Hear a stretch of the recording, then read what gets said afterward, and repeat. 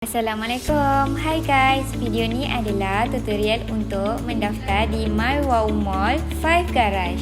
Pertama sekali, anda akan diberikan QR code untuk di-scan. Selepas itu, anda akan tiba di first page Mywaumall seperti ini. Kemudian, tekan ikon 3 garisan berwarna hijau dan tekan ikon manusia seperti yang tertera.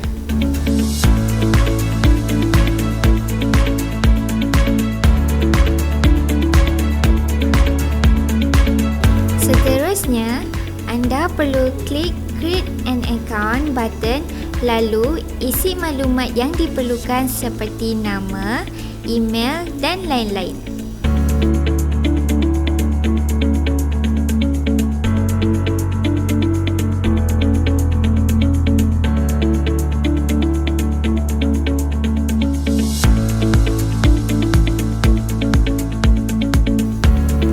Sekali, klik ruang agree dan register button.